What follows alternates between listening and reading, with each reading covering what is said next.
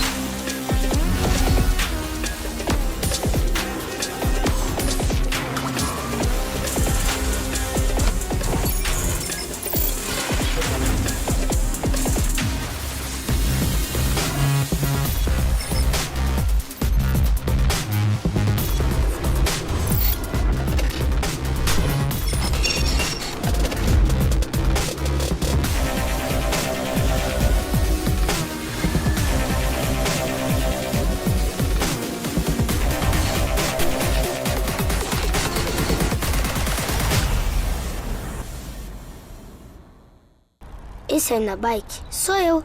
No começo, minha mãe me segurava. Um dia ela me soltou e eu saí pedalando sem perceber. Com o inglês, foi a mesma coisa. Eu não entendia nada, mas quando eu me soltei, eu tava falando. Nice hat. So funny. When you learn something naturally, with confidence and expert teachers, you'll never forget it. English and Spanish for life, only at CCAA. CCAA, é assim que se fala. A Patos Colchões, sua loja exclusiva Quincoil e Inducol, traz pra você o que há de mais moderno em termos de conforto. Se você tem problema de coluna, visite a Patos Colchões e conheça a Quincoil, a marca número 1 entre os quiropraxistas no mundo, a única recomendada pelo Instituto Coluna Vertebral. Dormir com qualidade e saúde. Não perca tempo. Temos condições especiais para você adquirir um colchão com tecnologia e também com super conforto, o que vai proteger sua saúde e sua coluna. Rua Pedro II, 674, vizinho à Celebração Festas. Trabalho, faculdade, que fazes?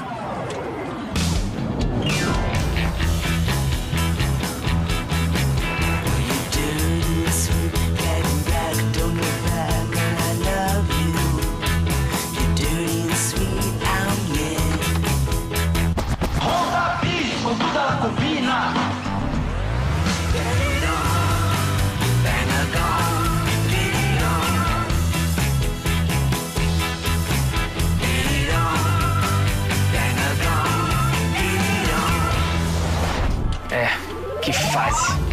Leve a vida numa Honda. Nova Bis e Elite. O futuro da Paraíba é construído no agora, em cada projeto que a LPB aprova. Tá na escola, na saúde, na obra que começou, no emprego e na segurança, é a Assembleia que aprovou. Sabe aquela lei que a sua vida transformou? Foi pensando no seu futuro que a Assembleia aprovou. Quando a LPB aprova, a Paraíba avança. Sabe aquela lei que a sua vida transformou? Foi pensando no seu futuro que a Assembleia aprovou.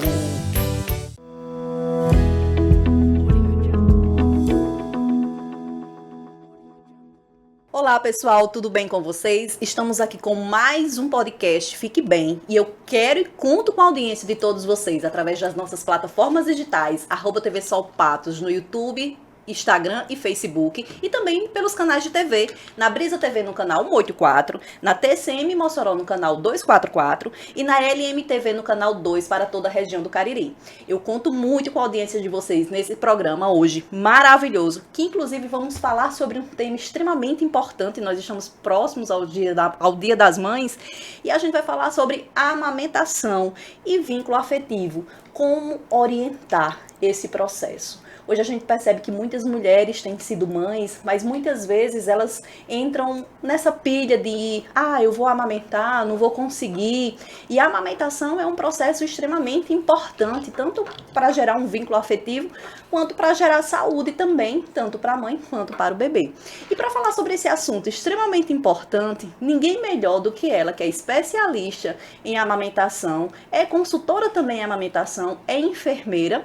Ela é Alina Barreto. Seja bem-vinda, Alina. Muito obrigada, é um prazer estar aqui com vocês falando desse tema tão importante nessa semana tão especial. Exatamente. E para que a gente possa te conhecer mais um pouco, Alina, eu queria que você falasse quem é Alina Barreto. Fala sobre a sua trajetória, onde você estudou, o que você faz, para que a gente possa te conhecer melhor.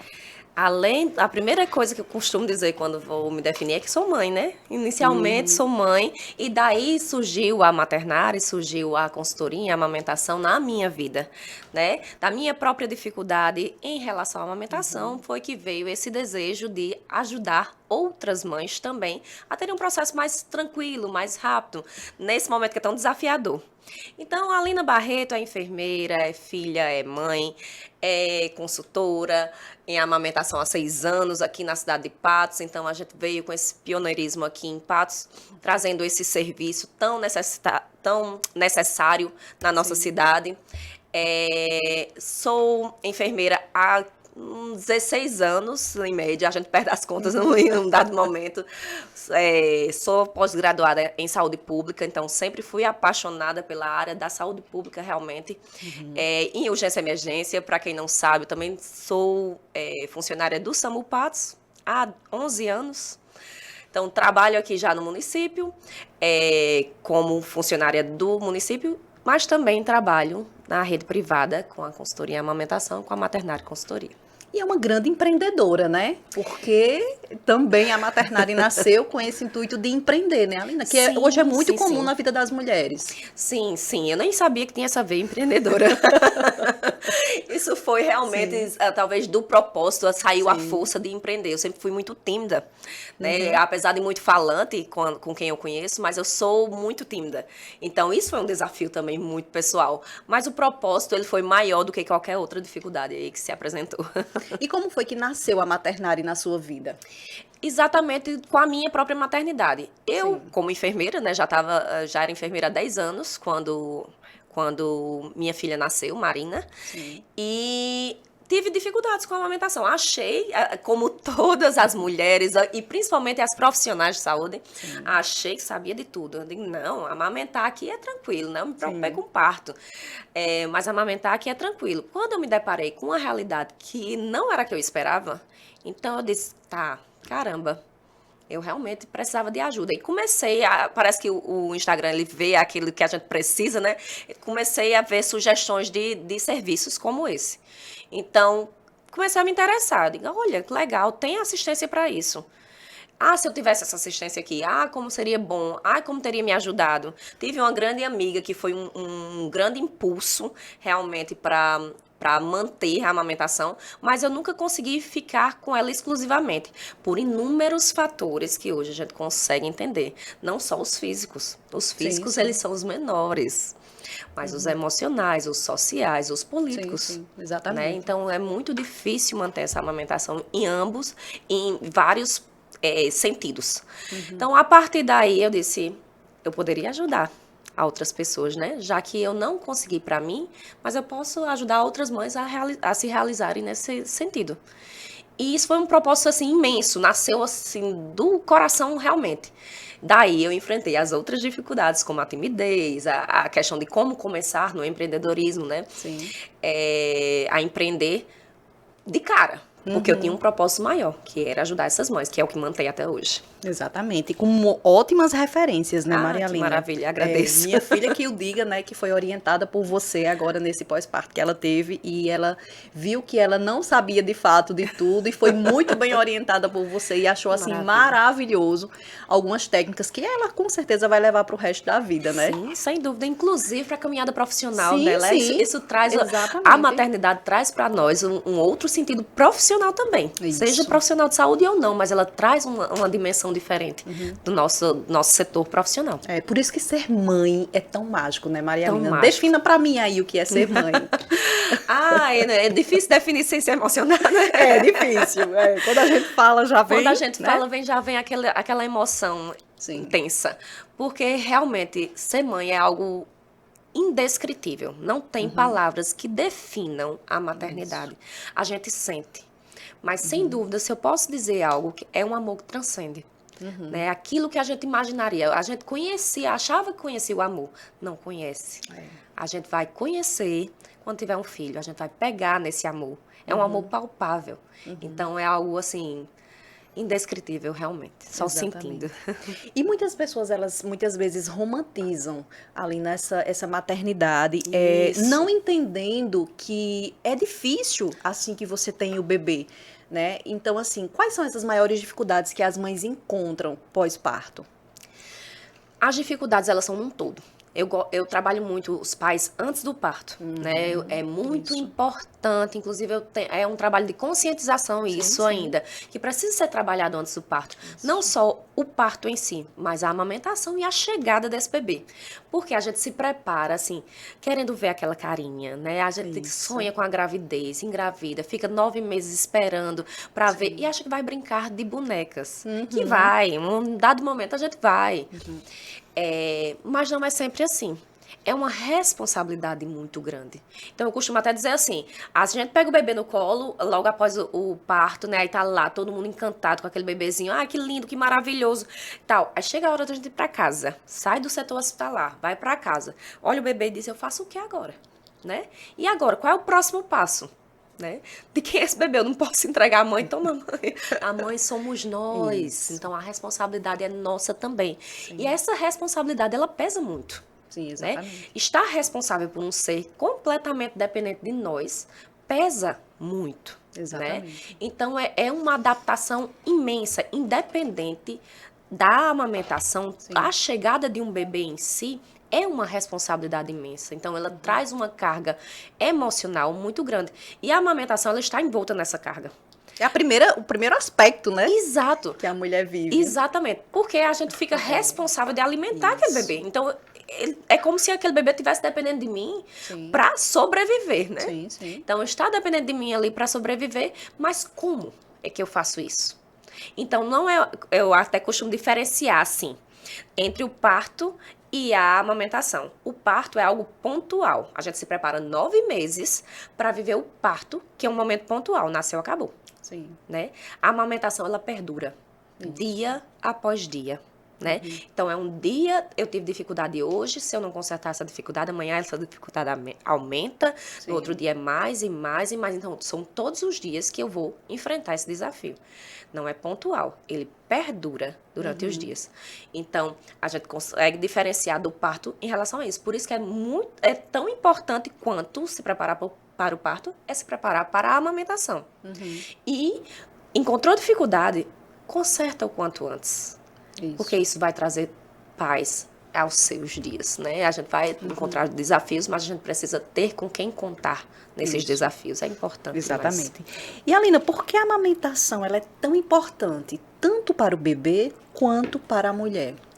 Maravilhosa a sua pergunta, porque quando a gente fala em amamentação, a maioria das mães vão logo dizendo assim, eu quero amamentar porque é o melhor para o meu filho. Isso. Eu quero porque tem muitos benefícios. Já ouvi falar dos benefícios do aleitamento materno, que é uma melhora na imunidade, por exemplo, do bebê, o melhor alimento do mundo. A gente fala muito sobre isso, né? Para o bebê, que o bebê vai crescer, que ele vai ficar mais protegido. E para a mãe, né? E para a mãe. A mãe tem inúmeros benefícios também, que eu vou citar alguns aqui para você. Por exemplo, acelera a involução uterina. Então, o útero, quando a gente está grávida, ele sai da nossa cavidade pélvica e vem para a abdominal, né? Então, ele aumenta muito de tamanho, fica grande e vem para a parte abdominal. E quando a gente amamenta, esse útero contrai e vai voltando para o lugar. Por quê? Porque a gente dá uma mensagem ao corpo de que esse bebê nasceu através do contato da boca com o seio. Então, dei ao corpo aqui o meu comando. Esse bebê tá fora, vamos voltar para o nosso canto? Então, esse útero vai evoluindo mais rápido para voltar para a cavidade pélvica. Diminui o sangramento pós-parto. Então, essa mãe que tem todas nós temos o risco de qualquer hemorragia após o parto, né? Após esse procedimento. Então, amamentar vai promover a vasoconstrição, né, uterina, vai fazer com que esse sangramento diminua e diminua as chances de uma hemorragia pós-parto. Então, são inúmeras vantagens. A gente tem uma proteção contra o câncer, uma proteção natural contra o câncer do colo do útero, né? Contra de ovários, de endométrio e de mama também. Ou melhor, mama em maior proporção, ovário e endométrio em menor proporção, mas para quem tem histórico de câncer na família, isso é extremamente significativo, né? É uma proteção natural. Então, amamentar renova as células mamárias e faz com que a gente diminua aí as chances de ter câncer de mama. Emagrece também, que Emagrece. a gente já ouviu, né? Falar que emagrece. Amamenta, emagrece. Amamenta, emagrece. Amamentar é uma ginástica passiva. Né? Isso é importante. Amamentar é uma ginástica passiva. A gente tá ali, o corpo tá demandando uma energia imensa na produção de leite, na excreção desse leite também. Então, tô lá paradinha com meu bebê no peito e tô perdendo meu pezinho tranquilamente. Então, emagrece é fantástico também. Essa questão de como a gente volta mais rápido às nossas funções. Exatamente. E, Alina, como é que se dá a cobrança de algumas mães que não podem amamentar pós-parto? Que a gente sabe que muitas vezes é feito todo mundo fica esperando esse momento de ter o bebê, mas infelizmente nem toda mulher consegue amamentar. Por que esse processo? Sim. Porque amamentar não é um processo fácil. Não é instintivo como a gente achava antigamente, como se achou muito tempo atrás. O que é que acontecia antes? As mulheres não tinham outra opção, né? Muito antigamente não se tinha outra opção. Então, se esforçava muito mais. Hoje a gente tem facilidades, vamos dizer assim, na amamentação e às vezes num percurso difícil a gente encontra outros caminhos. Fato, isso são escolhas e aí não cabe a ninguém julgar, né? Mas a gente tem desafios realmente na amamentação, não é algo instintivo, é um processo aprendido e como um processo aprendido que vai ser, então a gente vai encontrar dificuldades aí no meio do caminho. Resta a gente sabe até onde vai, até onde nos cabe ir, né? Até onde eu consigo ir de maneira tranquila. Enfrentar esse momento, que realmente não é um momento fácil, é desafiador, mas vale muito a pena. Porque não só de desafios vive a amamentação. Ela tem um desafio inicial e tem um prazer gigantesco após esse período. E muitas vezes o psicológico, ele também inviabiliza muito esse processo, porque a mulher fica naquela expectativa de que eu tenho, como se fosse uma obrigação, mas o organismo ele não trabalha para isso. Sim, ninguém tem que. Uma coisa que eu não gosto de falar, realmente, eu não gosto dessa frase, inclusive, principalmente na saúde. A gente tem que parir, tem que amamentar, tem que colocar o filho na escola com tantos anos, ele tem que andar, tem que... Não, a gente não tem que nada. A gente tem que respeitar o nosso limite. É isso que eu digo sempre. Então, eu quero parir, fui até o meu limite, respeitei aqui, vamos para outra via. De coração tranquilo, certo? Mesma coisa na amamentação. Vou tentar enquanto eu posso. É isso que eu digo às mães. Quer amamentar? Quer amamentar? Tente o máximo que você puder. Porque quando você disser assim, olha, pra mim não deu mais, isso vai ficar de coração tranquilo. Isso. Né? Ela não vai levar aquele processo de culpa, aquele né? Aquele peso tão grande de não ter tentado. Eu tentei, fui até o meu limite. A partir daqui, eu vou procurar outro caminho, certo? Mas a gente leva o peso quando a gente não tenta. Então, quando encontrou só as dificuldades se apresentaram, vamos pro caminho aqui, para a segunda via, antes de tentar. Porque isso dá à mulher realmente uma sensação de incapacidade, né? Eu não fui capaz de amamentar o meu filho, eu não fui capaz de alimentar o meu filho e sustentar. Isso é inerente, a gente não tem muito como tirar. Quando a gente consegue tirar o máximo dessa culpa tentando. Tentando ao máximo, buscando ajuda, tendo mão para segurar, porque assim não é um processo que seja realmente instintivo, precisa ser aprendido e eu vou aprender como, né? Quem ensina o bebê a mamar? A mãe. Mas quem ensina a mãe a amamentar? Né? Isso a gente precisa realmente ter profissionais ao nosso lado, pessoas ao nosso lado, cuidadores ao nosso lado, que estejam de acordo com aquilo que a gente deseja, para que impulsionem a gente a chegar lá. E eu falando até com você antes do programa começar, né, que eu tive 3 filhos e mesmo assim eu pude orientar minha filha, que teve filho agora recentemente, mas de uma maneira bem superficial, né? Inclusive, você teve que ir até lá, fazer essa orientação para que ela pudesse entender os processos e depois ela achou super mais fácil, assim, sabe? Esse traquejo da amamentação. Não se tornou algo doloroso, porque inclusive estava começando a machucar o bico do peito, que também é um dos aspectos que mais fazem com que as mulheres desistam, né? Sim. De dar de mamar. Sim.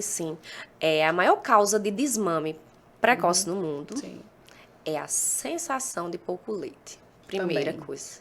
É a sensação, não é ter pouco leite, é diferente. Ter uma baixa produção é uma coisa. A sensação de não ter leite é outra. É a insegurança. Olha aí como o emocional mexe com a gente. Então, essa insegurança de saber se está suficiente, se está dando para o bebê, se eu estou alimentando corretamente. Essa insegurança é a maior causa de desmame precoce no mundo. E a segunda é a dor, né? A dor, realmente, eu fico ainda questionando muitas vezes. Eu digo, minha gente, tem mães que chegam para mim com 1 mês pós-parto e dizem, eu tô com minha mama ferida, sempre foi assim, não, porque eu fiquei esperando melhorar. Minha gente, eu não aguentava 1 semana com minha mama ferida. Sim, porque dói muito. Dói muito. Eu não sei como é que as pessoas conseguem levar adiante. Admiro, realmente. Tá vendo como a força de vontade nos leva além? Né? Que às vezes as pessoas demoram a buscar ajuda, por exemplo. Mas estão lá bravamente tentando porque querem aquilo. Sim. Mas a gente tem como melhorar. Né? Não precisa ser dolorido. É comum que doa, realmente é comum que doa, é comum que a gente encontre mães com seio ferido. Normal não é. Certo? Não vamos considerar normal dor. Dor não é normal. Tá? Desconforto, incômodo, isso aí pode existir, mas dor e ferimento não é fase da amamentação. Isso aí são ajustes que precisam ser feitos. Quanto antes for feito, melhor para a mulher. Eu não aguentaria 1 semana de dor. Exatamente. Né? Então, busca ajuda. E esse ferimento, muitas vezes, ele vem através de quê? De uma pega mal colocada? Como é que isso acontece? Isso. Na maioria das vezes, eu costumo até dizer assim, na consultoria, a gente vai do menos pro mais, tá? Na saúde, em tudo. A gente vai do menos pro mais. Então, na maioria das vezes, exorbitante é posicionamento do bebê ou ajuste de pega. Então, a gente vai do menos pro mais. A partir daí, ajustou tudo isso, aí a gente vai sim suspeitar, e permanece doendo, permanece ferindo, aí sim a gente vai suspeitar de outras causas, como disfunções orais, uma língua presa, que acontece muito, é uma das disfunções orais, entre outras, e que pode acontecer, realmente. Torcicolos também costumam dar dificuldade na amamentação, a gente costuma ter dificuldade relativamente. Em alguns casos, dor também no mamilo, mas primeiro o menos pro mais. Então, na maioria das vezes, ajustando o posicionamento, organizando essa pega, a gente consegue desenvolver uma amamentação tranquila. É tanto que é imediato, Deise. Quando eu visito as mães, a gente tá assim, ó, com a mãe com muita dor, com a mãe com o mamilo ferido, aí diz assim, muitas vezes diz assim, olha, eu não consigo nesse aqui, tá muito ferido, eu parei de amamentar de ontem pra cá porque eu não tava aguentando. Eu digo, pois vamos botar nesse. É nesse aí, eu gosto dos grandes desafios, é nesse aí que eu quero colocar. Vamos. E vou guiando essa mãe para que ela encaixe esse bebê de maneira mais assertiva nesse peito e, surpreendentemente, ela diz, pronto, não tá doendo mais nada. Né? Exatamente. Porque a gente encaixa de maneira adequada, mesmo com a presença de ferimentos, essa mãe vai amamentar de maneira tranquila nesse seio. E é incrível como acontece dessa forma mesmo. Quando você aprende, você começa a ver aquela técnica melhor. E aí o bebê começa a amamentar de uma forma correta e você não chega a usar nem nada no peito, né? Porque às vezes você tem que usar uma pomada para melhorar aquele ferimento e tudo. Exato. A gente prefere sempre a terapia a seco, né? Porque favorece também a amamentação. Então, laser terapia é sempre o melhor caminho, o tratamento ouro, né? Acelera a cicatrização, dá conforto a essa mãe, ajuda ela a tentar de maneira mais tranquila, mais assertiva, aí nesse seio, dando conforto. Em alguns casos, usa-se pomadas realmente para ajudar no processo, mas o que vai fazer a diferença o posicionamento e a pega. Não tem tratamento, não tem pomada no mundo, não tem laser de última geração no mundo que vai dar certo, que vai melhorar, que vai cicatrizar sem o ajuste da causa do ferimento, da causa da lesão, que a gente precisa identificar e tratar. Exatamente. Vamos falar de saúde? É hora do nosso quadro Fala Onco.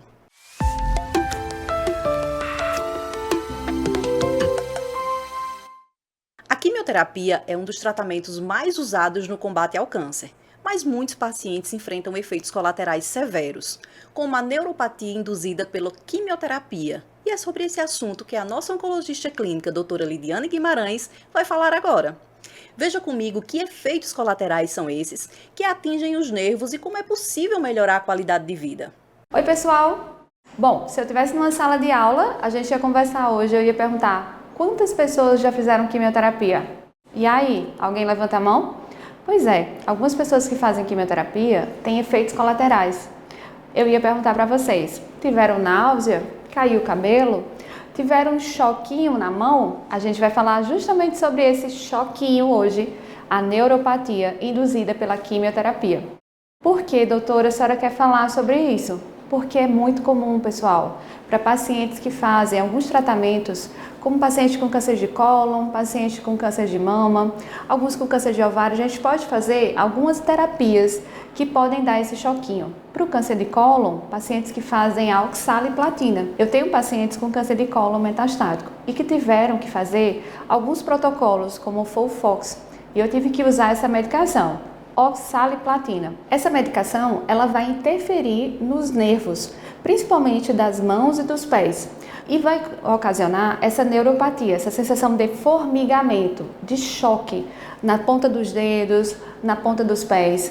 É tão grave, gente, é tão sério, que quanto mais você expor esses pacientes a essa medicação, que é preciso, porque é uma medicação que vai interferir nas células cancerígenas, ou seja, é um tratamento, mas também vai ter esse efeito colateral. É isso que a gente precisa ter cuidado e falar para os pacientes. Por quê? Às vezes o paciente ele fica com medo de falar com o seu médico sobre os efeitos colaterais. Acontece muito isso. Os pacientes me escondem se estão com nauseada demais, me esconde se essa neuropatia está dificultando mais a sua vida.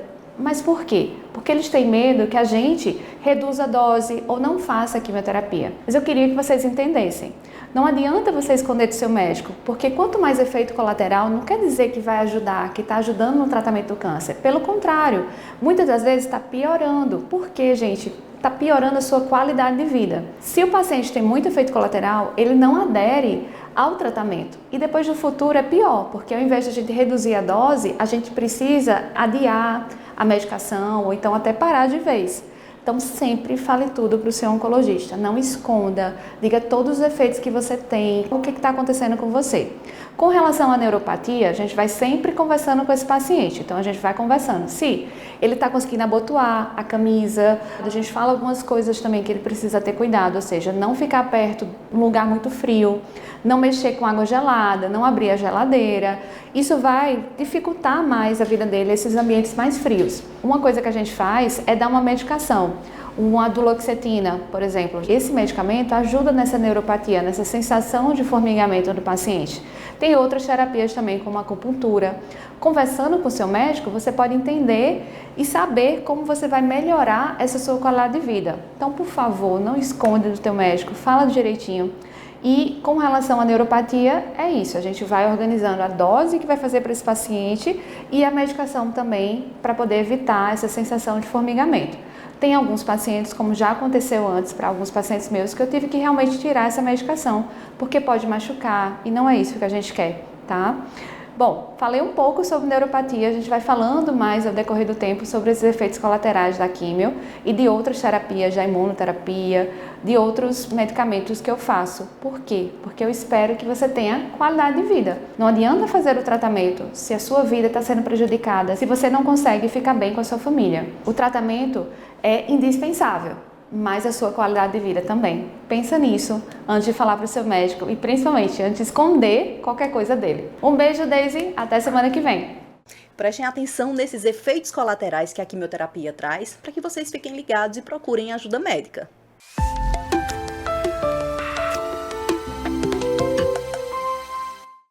E a mulher que tem, muitas vezes, que usa prótese de silicone, a prótese de silicone, ela inviabiliza a amamentação? Ah, que maravilha. Isso é uma pergunta tão frequente. Sim. Tão frequente. Não inviabiliza, tá? Bem como a cirurgia, por exemplo, a redução mamária também não inviabiliza, tá? Dificulta? Sim, sem dúvida. Principalmente quando a gente fala na redução, que realmente a gente vai tirar uma parte dessas glândulas mamárias aí. Vai haver um corte diferente aí nessa mama. A prótese não, hoje já é utilizado só o cortezinho inframamário, né? Ou aqui na região axilar, que é colocada a prótese ou por cima do músculo ou por baixo, né? Então, na maioria das vezes, a gente não vai ter essa dificuldade, porque não mexe em glândula, não mexe em areola, né, na região realmente de estrutura de amamentação. Já a redução mamária, ela mexe sim, vai tirar quantidade de glândulas, vai mexer na estrutura areolar, né, nessa região mais escura da mama. A incisão é feita por ali também. Então, a gente vai ter um pouco mais de dificuldade. Mas isso eu posso dizer que essa mãe não vai amamentar? De forma alguma. Isso eu não posso dizer, isso mastologista nenhum pode dizer, porque a gente só vai saber após o nascimento do bebê, após essa mulher encerrar esse ciclo gravídico puerperal e ir para a parte da amamentação. Aí sim a gente vai ter uma noção de quantidade, do que foi, de quanto ela vai produzir, de quanto ela vai conseguir excretar, das dificuldades que ela vai ter e trabalhar em cima delas. Qual é o processo que você realmente orienta antes da mulher ter o bebê para que essa amamentação ela possa ser consciente e para que ela possa ser bem orientada? Olha, a gente trabalha muito com a questão emocional da mãe, inicialmente. Entender o que vai nos acontecer depois é muito... Pronto, foi uma coisa que aconteceu comigo mesmo. Então, você acha que vai ser uma coisa, planeja algo, né? A amamentação vai ser incrível, eu tenho muita vontade de amamentar. Pare não, mas amamentar eu tenho muita, né? A gente encontra muito isso. E eu vou estar lá me balançando na minha cadeira de amamentação, bem penteada, com aquele bebê aqui, ó, vai ser maravilhoso. Saber que ele está sendo nutrido por mim. E é a expectativa que a gente cria. Sim. E quando eu trabalho as mães no pré-parto, eu trabalho alinhando essa expectativa, que é maravilhosa de se ter, né? Mas com a realidade que muitas vezes se apresenta. E não se apresenta para mim, Alina, não se apresenta para Daisy, não se apresenta para Renata, vai se apresentar para todas nós, mães, que são noites mal dormidas, muito cansaço, a adaptação a um ser novo. Se a gente muda de trabalho hoje, Daisy, para a gente se adaptar àquele novo trabalho, já é difícil, né? Leva tempo, que dirá uma pessoa? Então, eu trabalho essa paciência das mães com elas mesmas. Né? A gente precisa trabalhar essa paciência com o processo que virá. Né? Então, trazer essa expectativa que a gente tem linda, maravilhosa e que ela vai existir, ela vai acontecer, mas com a realidade que se apresenta nesses primeiros dias de adaptação, é fundamental para que se dê um pós-parto tranquilo. Também trabalhar nas questões práticas, né? A gente vai já aproveitar para segurar o bebê. Tem gente que nunca segurou um bebê, né? E vai ter um bebê, só vai segurar depois que ele nascer. Então, ensinar como segurar esse bebê, né? Como posicioná-lo no braço para melhorar essa questão da pega, do ajuste da mamada. Ajustar também, entender que não é um processo instintivo, é um processo aprendido, fazendo com que eu desempenhe a minha parte, né, enquanto mãe, e o bebê possa estimular esse bebê, também possa estimular esse bebê a desempenhar a parte dele, para que a partir daí haja esse encaixe. Eu costumo dizer também assim, não é um processo solitário, né? Não é culpa de um só. Né? Não é culpa de ninguém, na verdade, mas a gente costuma se culpar muito. Porque, ou então colocar a culpa no bebê, não, ele não pega. A gente precisa ajudar. É um processo de dupla, né? De um trio, na verdade. Porque vem o pai junto para ajudar também. Mas a dupla, principalmente a dupla mãe-bebê, é um encaixe. Por isso que é tão diferente de um bebê para outro, né, da mesma família, da mesma mãe, que dirá do meu bebê para o bebê da vizinha, quando a gente vai recebendo, mas eu fiz assim, eu fiz assado, mas o meu bebê, o meu processo é único. É isso, né? Exatamente. Então a gente precisa trazer essa consciência para os pais antes do nascimento, entender aquilo que vai ser o processo de amamentação após a chegada desse bebê. É por isso que essas orientações, elas são tão importantes, né? Para que a mulher ela possa já se preparar para aquele momento tão importante, mas entendendo também que vai ser um processo e você só vai saber como é que vai ser mesmo ali quando o bebê nascer, você ter aquele contato, né? Estabelecer aquele vínculo mãe-bebê, que também é muito importante. Demais. É o maior vínculo que nós temos com o bebê, realmente, é a amamentação, é fato. Isso aí não tem como a gente tirar. Sim.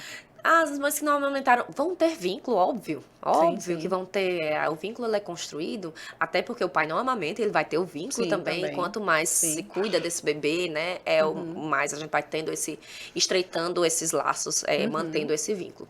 Mas, sem sombra de dúvida, é o vínculo mais estreito que a gente tem com o bebê, é a amamentação.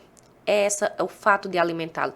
E isso traz pra gente um desafio pessoal, um desafio enquanto mulher, né?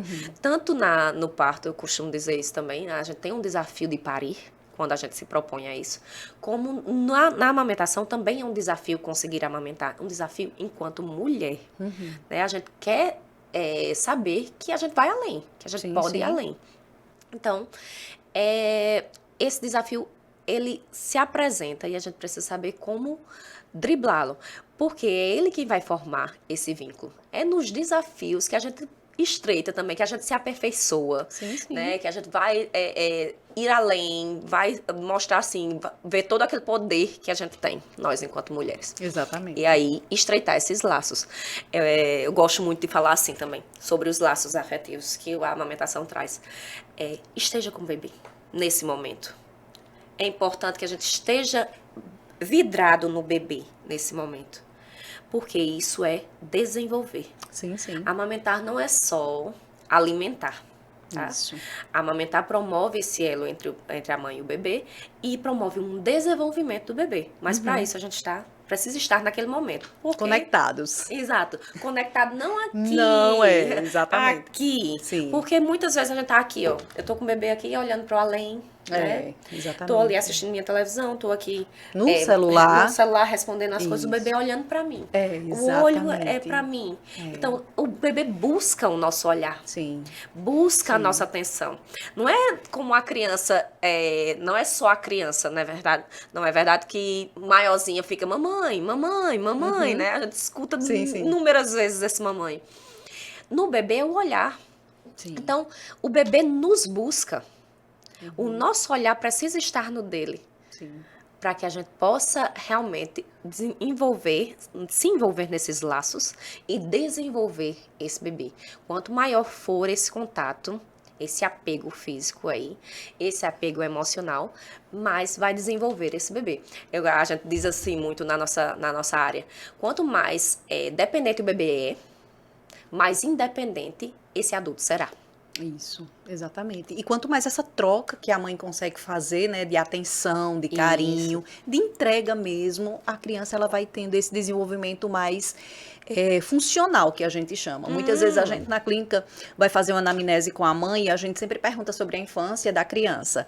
E a gente sempre faz essa pergunta: mãe, quando você amamentava o seu filho, você mantinha o olhar com ele? Você mantinha aquele olhar fixo, aquele vínculo?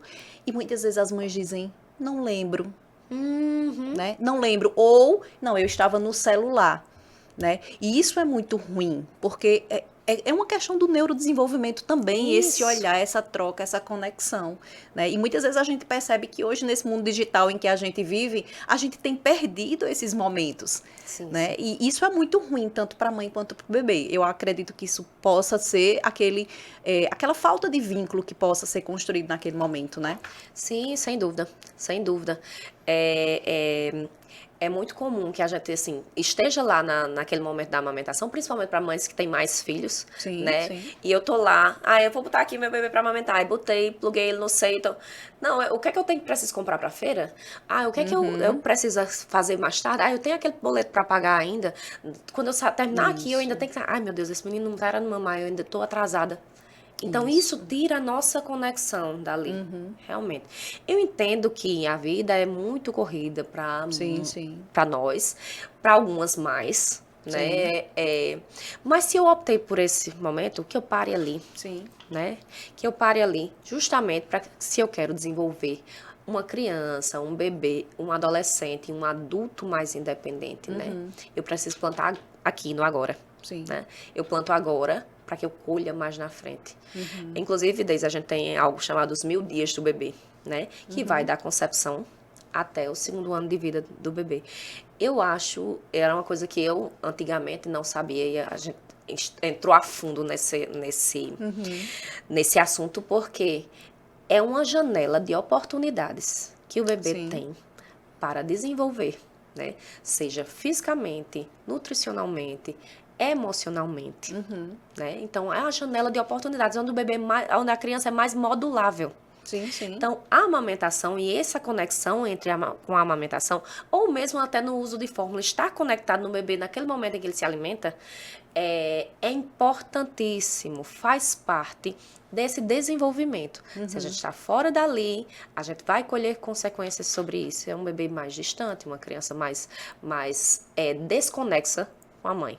Se a gente está presente naquele momento, a gente vai gerar uma conexão que gera segurança, que gera desenvolvimento. Neurológico, inclusive. Exatamente, isso é maravilhoso. E eu vejo assim, aquelas mães que, por exemplo, já vi muitas mulheres que tiveram bebê e quando o bebê chega a 6 meses, 7 meses, engravidam novamente, né? Que é outro processo de começar tudo novamente. E como é que esse vínculo é estabelecido já com outro bebê aí à porta, a mãe gerando todos aqueles desgastes de início da gestação, né? Para que se desdobre nessa atenção entre outra gestação e o bebê que está ali pequenininho ainda. Sem dúvida, eu acredito que isso é algo extremamente desafiador.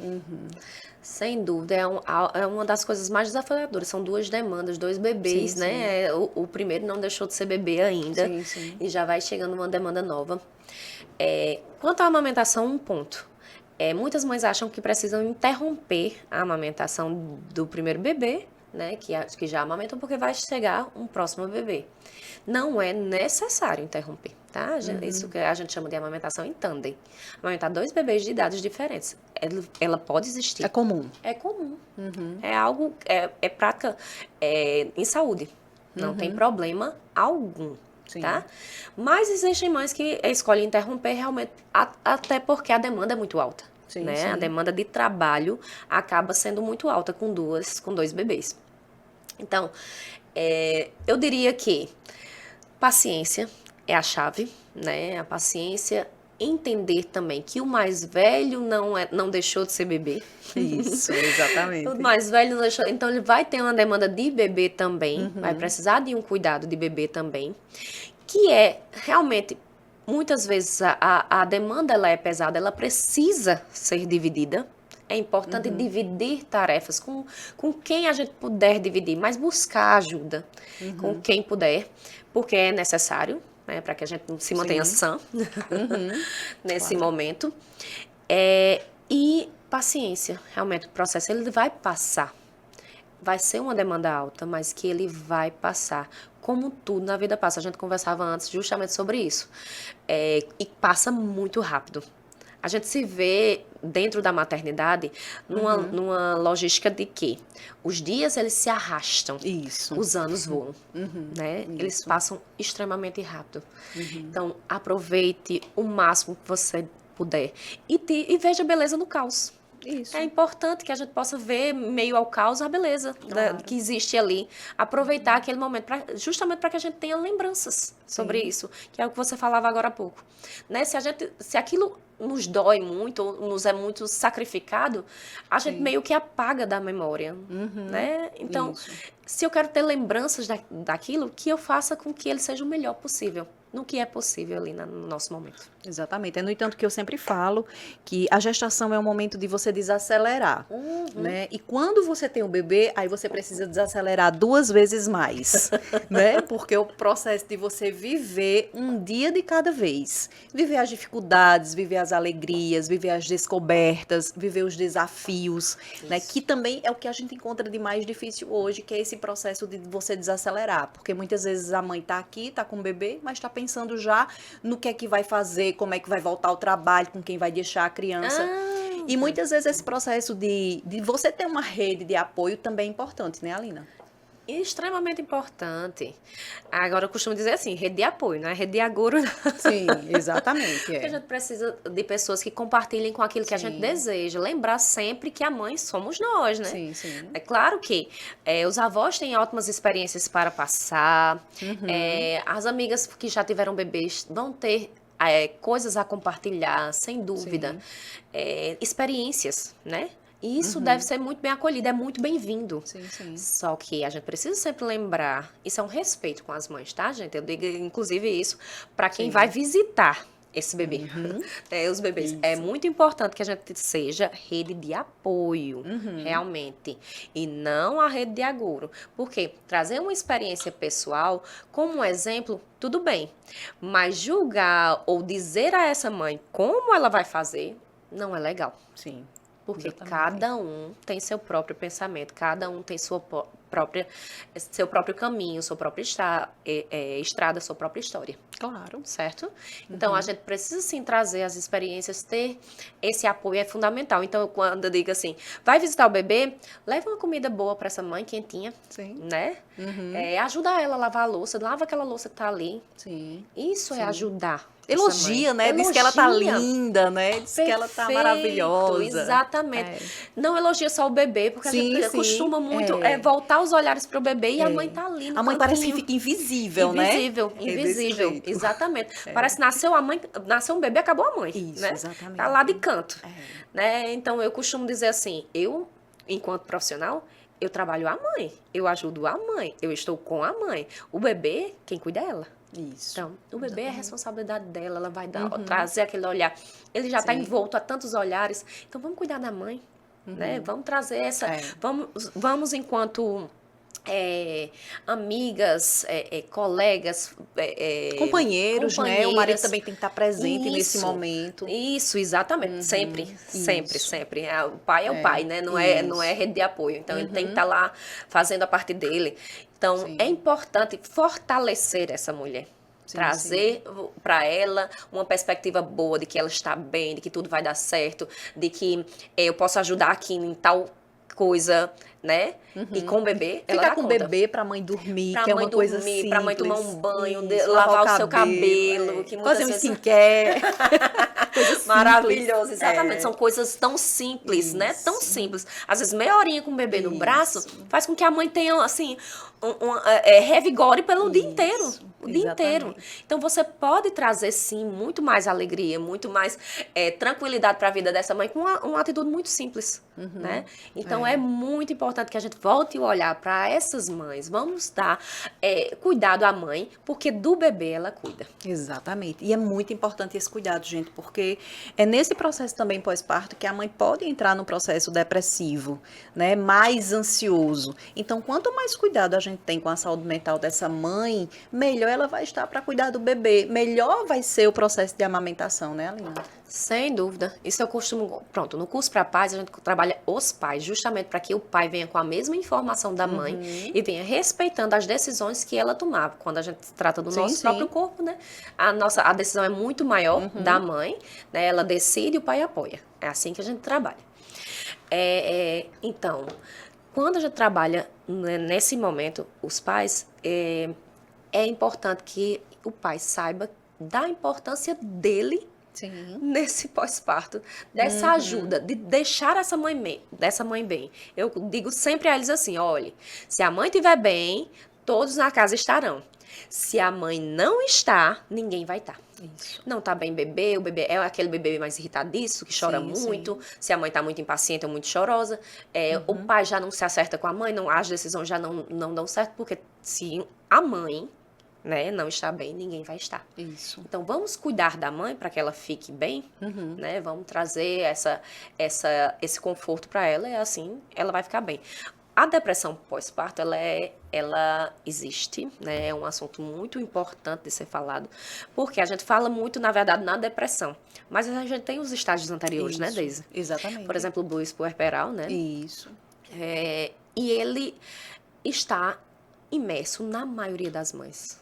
Isso. Né? Na maioria das mães. É incrível. Assim, como hoje, eu não sei se se percebe mais ou se é algo realmente que está acontecendo mais atualmente.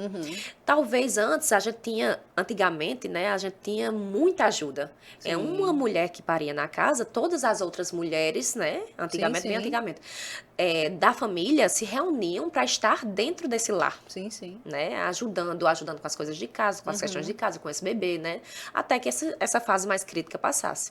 Sim. Hoje a gente tem pouca ajuda. Né? E antes a mulher não trabalhava muitas vezes, trabalhava hoje a muito mulher tem que menos, trabalhar, exato. Não só a mulher, como toda a rede de apoio Sim, trabalha, né? é. Todo mundo tem Exatamente. sua vida e nem todo mundo pode estar ali tanto tempo. E é compreensível que isso aconteça. Foi a modernidade da vida mesmo que fez com que chegasse até aí. Mas nesse acontecimento tornou ainda mais solitário o nosso pós-parto. Claro. Então, não ter com quem conversar o dia inteiro. Eu lembro, assim, que quando eu fui retornar o trabalho, já meses depois, eu dizia assim, ai, que coisa boa poder ter uma conversa normal com alguém que responda. Sim. Né? Porque era o tempo todo com exatamente. só os grunhidos do bebê. Sim. Então, quando a gente retorna ao trabalho, é até bom ter uma conversa com adultos, né? Sobre outros assuntos que não sejam só fralda, xixi, cocô, leite, né? Exatamente. Então, é interessante porque isso faz bem, realmente. Então, ter essa atenção voltada para a mãe, entendendo que hoje nós temos, sim, um pós-parto muito mais solitário, né? Muito mais... precisa de muito mais atenção, é realmente importante para que a gente possa driblar aí as questões emocionais, que são a carga emocional que vem junto com o bebê, com o nascimento. E é incrível, Alina, como esse curso que você dá para pais, que antecede o pós-parto, é tão importante, porque também é um processo de educar o casal para uma nova vida que vai chegar na família. E é o que a gente muitas vezes escuta. Eu vejo o casal que está super bem, quando o filho nasce, o casal fica mal. E eu digo, gente, eu não entendo, porque vocês queriam tanto essa criança veio fortalecer mais a família de vocês e vocês estão assim. E muitas vezes a gente encontra alguns conflitos que poderiam ser resolvidos de uma forma mais tranquila, mais consciente, mas através desse processo de sabermos educar o casal nessa chegada dessa criança, né? Que muitas vezes, por exemplo, o pai, ele não entende muita coisa, ele não entende sobre essas questões de relação afetiva, esse momento que a mulher precisa ter para ela, esse apoio que ele precisa dar à mulher, por exemplo, na madrugada, na amamentação, de estar junto. Então, essa comunicação assertiva é muito importante para que eles possam ter e receber essa criança de uma forma mais consciente, né? Sem dúvida. O curso para pais, que é o que eu trabalho no pré, é o que eu chamo da preparação para a chegada do bebê. E essa perspectiva aí é a emocional, realmente, a da chegada é a que eu mais gosto de trabalhar. Porque, realmente, eu acho, era algo que eu dizia assim, me faltou. Ninguém me falou isso. Sabe quando é que a gente tem a sensação no pós-parto? Ninguém me disse isso. Ninguém me disse que era assim. Exatamente. Então, eu gosto de trazer essa perspectiva para o casal. A mulher, ela tem 9 meses para se preparar para a chegada do bebê, né? São mudanças físicas que a gente tem, exatamente, para a chegada desse bebê.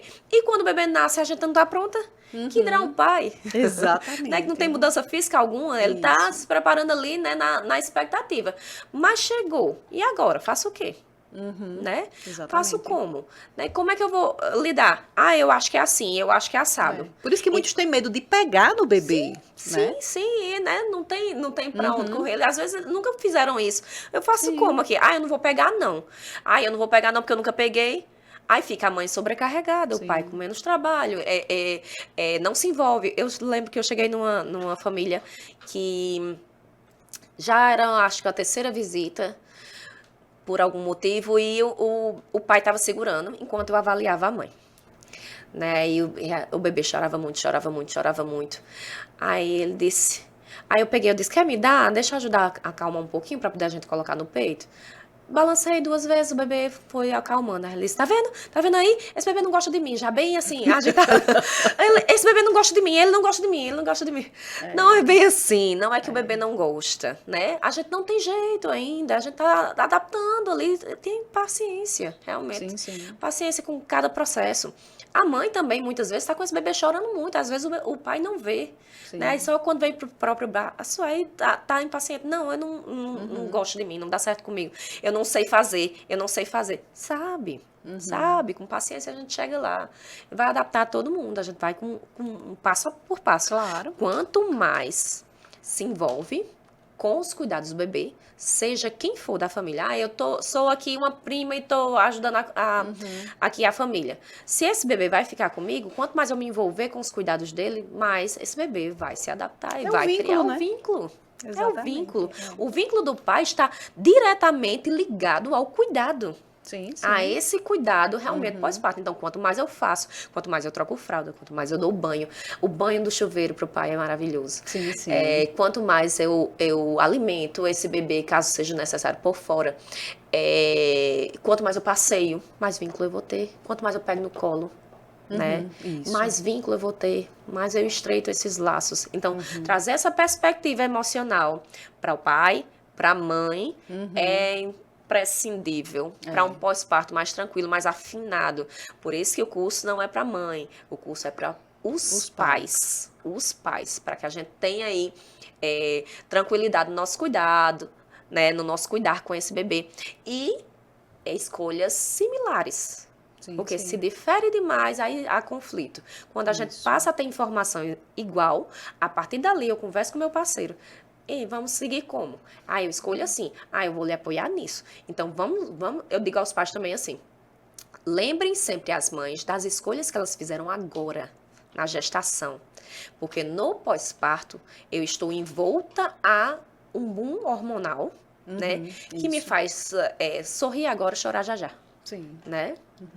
Então, às vezes eu tô lá, eu não consigo amamentar, eu não quero mais, acabou, eu tô extremamente desgastada, eu não sou pra isso, eu não sirvo, eu não consigo alimentar meu bebê. E o pai vem, pega o bebê, sai por 15 minutinhos, espera a mãe se acalmar, volta e diz, lembra do que você queria?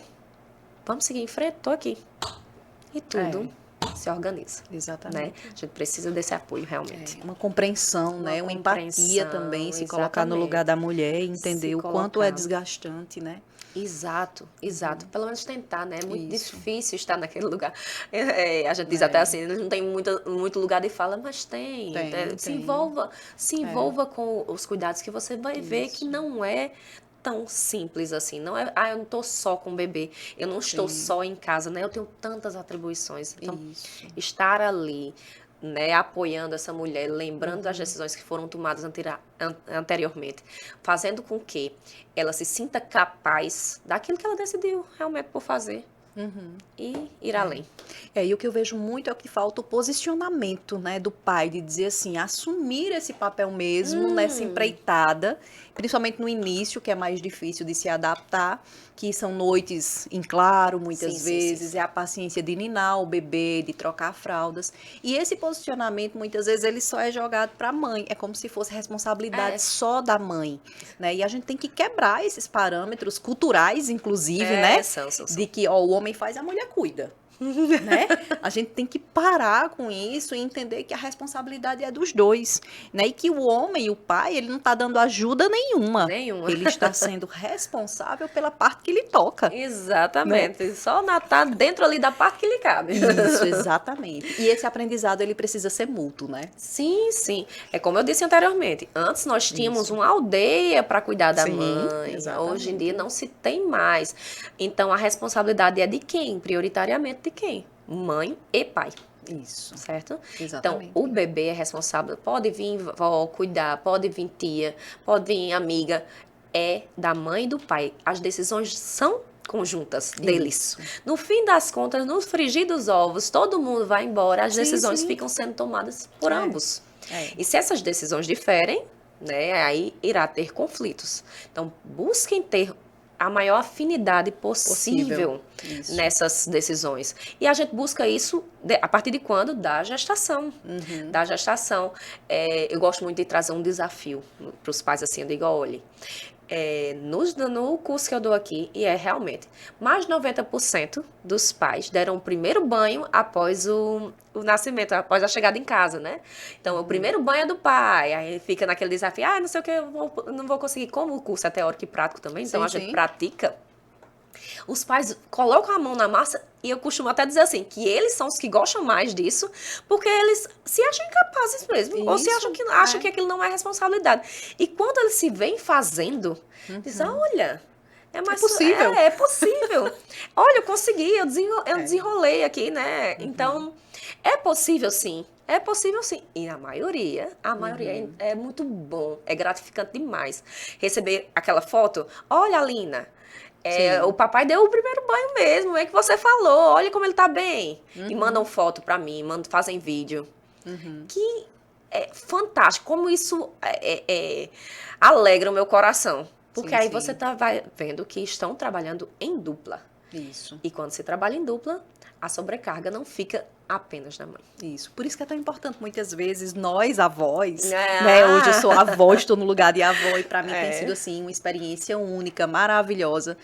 E no dia que Renata teve Henrique, foi um parto normal e foi bem cansativo, foram quase 10 horas de parto.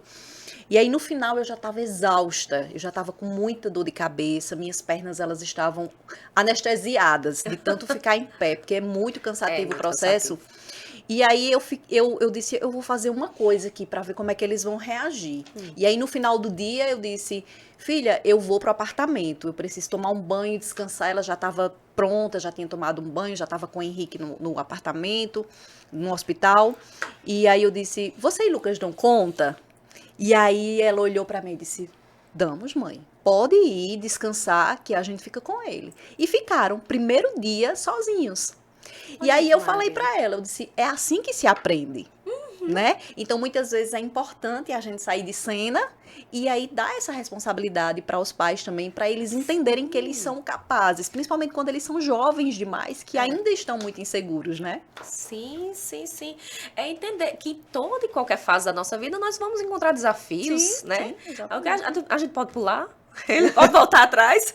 Não pode, a gente tem que enfrentar, Claro que enfrentando com ajuda é sempre muito bem-vindo, sempre muito mais bom, confortável, né? Mais confortável, sem dúvida. Mas a gente não vai deixar de enfrentá-los, né? Vai enfrentar, vai contar com a ajuda que tiver. No dia que não tiver ajuda, a gente vai levar adiante e vai conseguir. Vai ser capaz, sim. Somos todos capazes de entrar nesse processo de maternidade, de paternidade. Vai encontrar desafios, mas vai superar todos eles. Exatamente. E, Alina, quando a mulher ela tem aquela sensação de que o meu leite ele está fraco, ou se existe leite fraco e forte, isso é mito? Como é que isso acontece? Isso é maravilhoso, porque eu posso falar aqui 1000 vezes sobre isso, e 1000 vezes irão me perguntar. Porque sempre vai ter alguém para menosprezar ou minimizar a mulher, a mãe. Né? Essa é a parte ruim, realmente, da maternidade. Porque quando falam assim de leite fraco, existe leite fraco? Não existe leite fraco. O leite materno é e sempre será o melhor alimento que existe no mundo. Tá? Não existe nada que replique. A fórmula é o que a gente tem mais próximo e ainda é muito distante. Muito distante de ser em qualidade próximo ao leite materno. Tá? Mas por que existe a história do leite fraco? Porque sempre tem alguém para menosprezar a mãe ou o trabalho que ela está fazendo, que ela está desempenhando. Então tá lá a mãe se esforçando para tentar amamentar, driblando aí os desafios. Olha aí, a gente enfrentando esse desafio. E vem alguém e diz, vixe, esse leite é fraco. Parece que esse bebê não engorda porque esse leite parece que não é bom, não. Ou então não está dando conta, seu leite não está sendo suficiente. Não está sendo suficiente. Complemente aí um pouquinho, né? Complementar o que já é completo. Não dá. Não existe nada mais completo que o leite materno. Então, complementar o quê? Tá? Então, realmente, o intuito, muitas vezes, é de ajudar, mas no fundo, é aquela questão de eu sei mais do que você. Eu sei. Eu criei 10 filhos. Eu sei o que eu tô dizendo. Os 10 seus foram em outra época, foram seus. Sim, sim. Já difere um do outro, que dirá do seu pro meu? Sim, né? Exatamente. Então, o meu é meu. Né? A maneira como escolho sou eu. Então, por que eu digo, quando eu falo em menosprezar, é porque, da mesma forma que falam com o leite, falam da capacidade da mulher de estar enfrentando esse desafio aí. Porque faça assim, faça assado, você não está sabendo fazer, não é para fazer desse jeito, você está fazendo errado. Isso. A mãe não está fazendo errado em hora nenhuma. Porque as mães me perguntam muito assim, Alina, tá certo essa posição de amamentar? Eu digo, tá bom pra você, o bebê pegou bem, tá lhe incomodando, tá conseguindo comer o xixi e o cocô também, que é o que vai mensurar o que ele tá ingerindo? Sim. Tá, então tá ótimo. Se tá bom pra você, tá bom pra todo mundo. Eu não venho ditar regras como profissional, e ninguém deve. Porque o bebê e a mãe é que sabem a melhor maneira de conduzir aí. Sim, sim. Tá?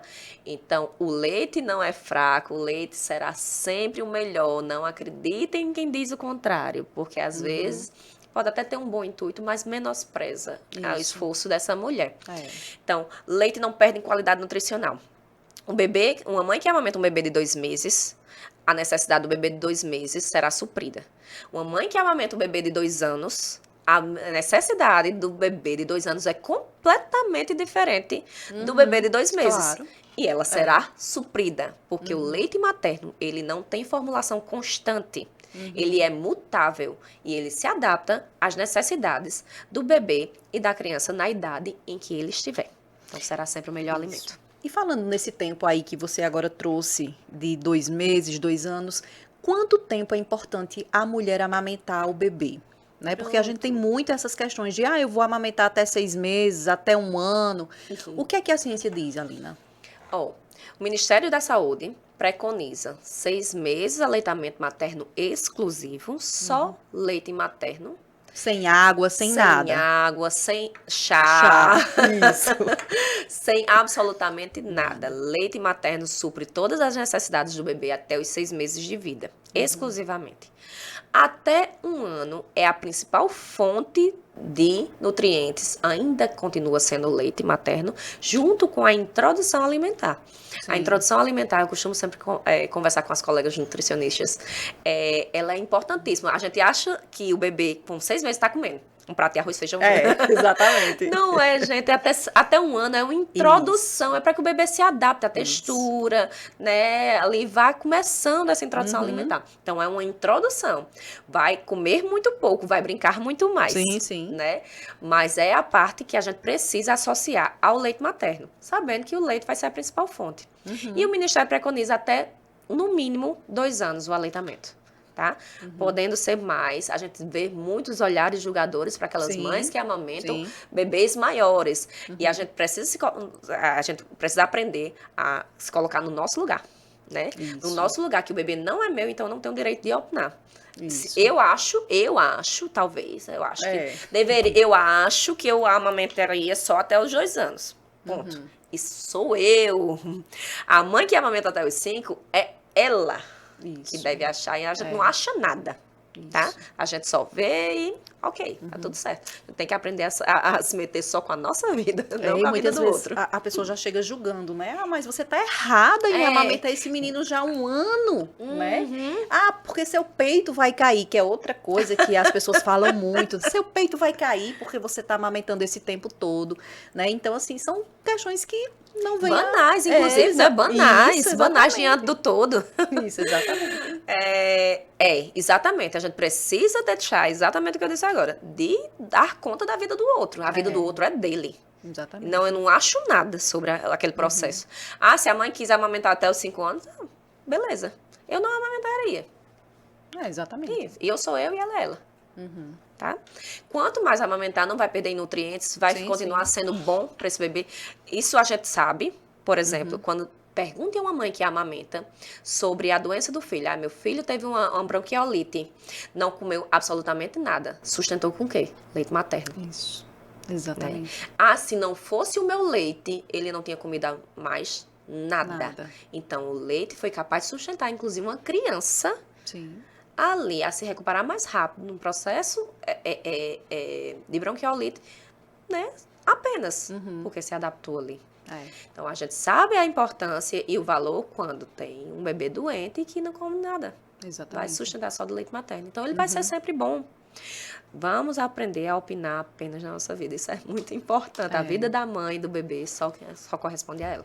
E quando você vê alguma coisa desse tipo, você pergunta assim pra mãe, né? Como é que você está se sentindo? Você se sente confortável em amamentar? Porque tem mulheres que amam, que adoram, acham super confortável, exatamente. né? E tá tudo bem. E tá tudo bem. Já tem outras mães que não gostam daquela criança puxando a roupa.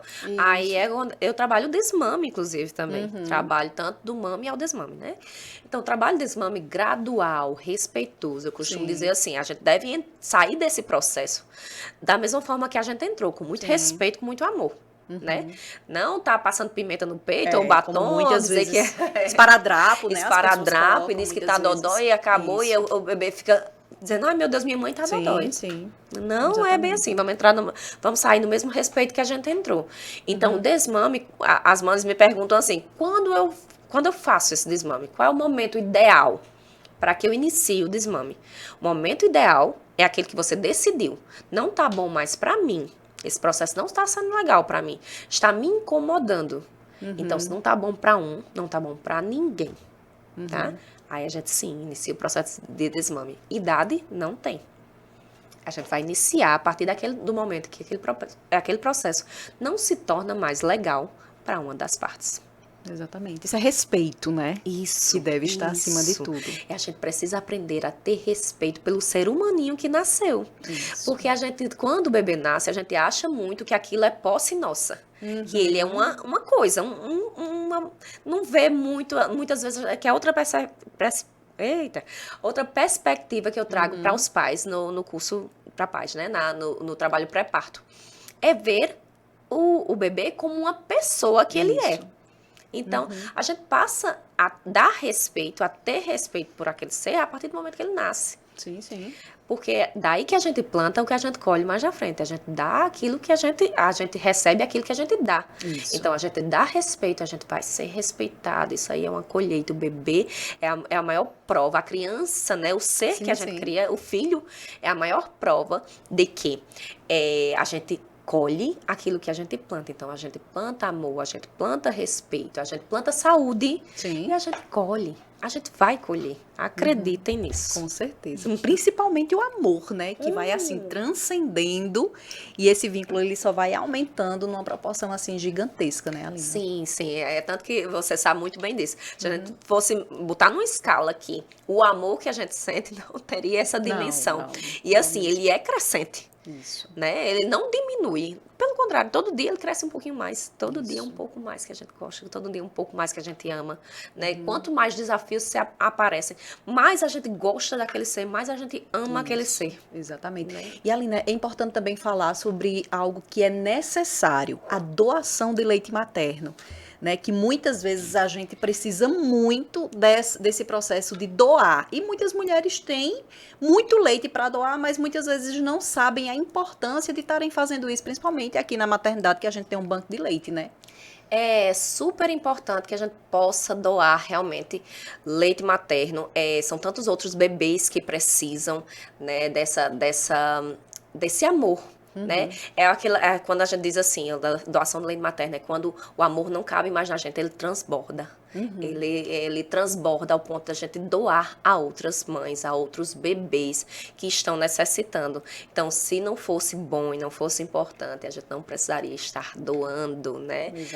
Se não fosse bom para o nosso bebê, a gente não precisaria estar doando a outros, precisam se recuperar ali nas UTIs neonatais. Exatamente. O Banco de Leite aqui faz um trabalho belíssimo, a Maternidade Peregrino Filho também tem um trabalho fantástico com o leite materno, com a doação, né?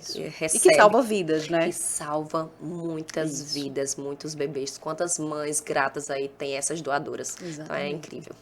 Aline, estamos chegando ao final do nosso podcast. Passa super rápido esse momento. Eu quero que você deixe uma mensagem para todas as pessoas que estão nos vendo e nos ouvindo agora, para que esse processo de entender sobre a amamentação seja algo mais leve, seja compreensível, inclusive a partir desses vínculos afetivos que é construído. Exatamente.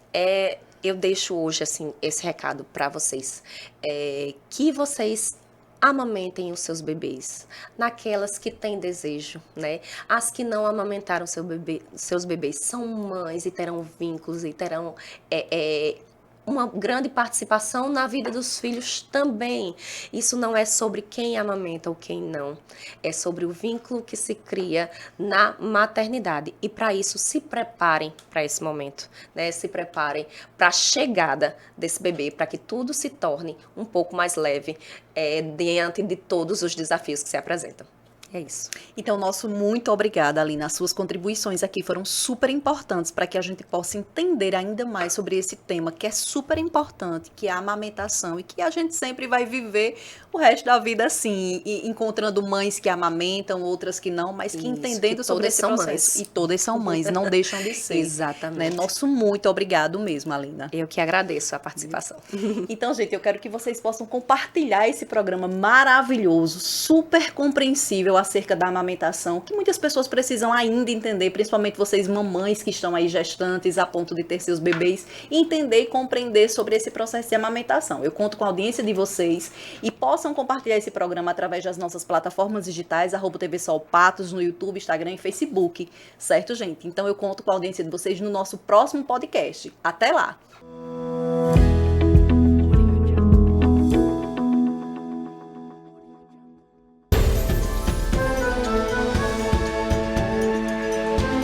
Bora, Paraíba! Bora! O governo da Paraíba está criando aqui em João Pessoa o maior complexo turístico planejado do Brasil, o Polo Turístico Cabo Branco. Uma revolução no turismo, gerando mais emprego e renda. Não é isso, Michael? Sem dúvida! Estamos gerando mais de 18 mil empregos. Aqui será o Boulevard dos Ipês, com equipamentos de lazer, gastronomia e cultura. E o governo ainda vai construir a Vila dos Pescadores e a Escola de Gastronomia, Hotelaria e Idiomas. Se hoje a Paraíba já é sucesso no turismo e na economia, imagina com um polo turístico pronto. Resorts, parque aquático, espaços para shows e eventos, parques temáticos. Tudo isso dentro de uma proposta de projetos sustentáveis e integrados à natureza. Bora, Paraíba! Bora, Paraíba! Tem resultado por todo o estado. Governo da Paraíba. Em Patos, a Prefeitura cuida desde a barriga da mãe, garantindo educação e saúde de qualidade para as nossas crianças. Creches e escolas reformadas, proporcionando um ambiente melhor para aprender e crescer.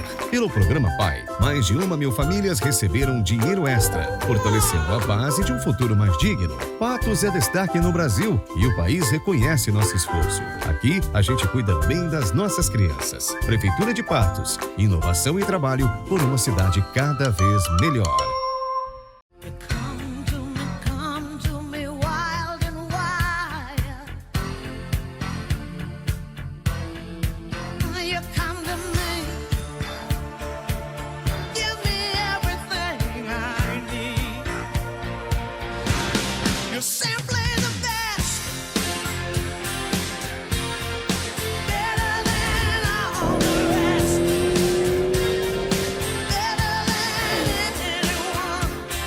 Tigo 8 Pro, a 8ª maravilha do mundo.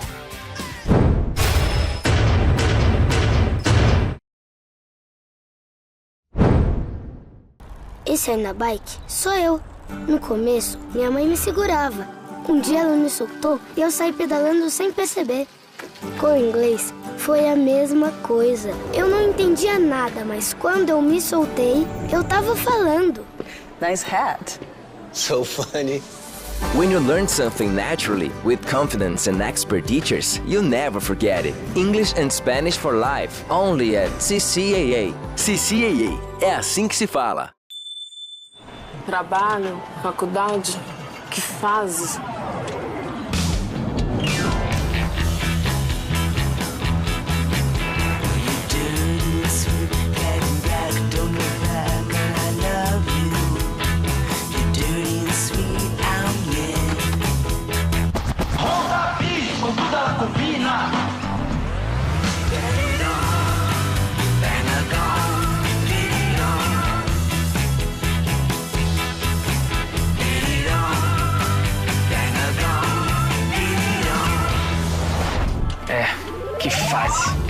Leve a vida numa Honda. Nova Bis e Elite.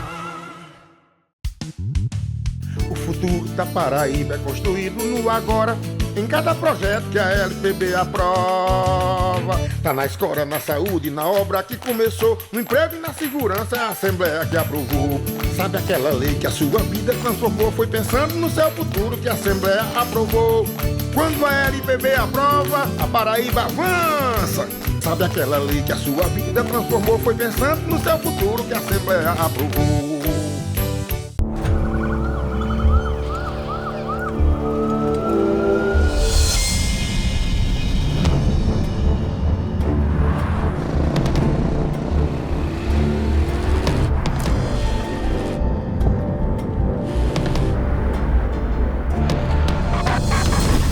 Quando a pressa e a imprudência se encontram, o trânsito mata. Desacelere.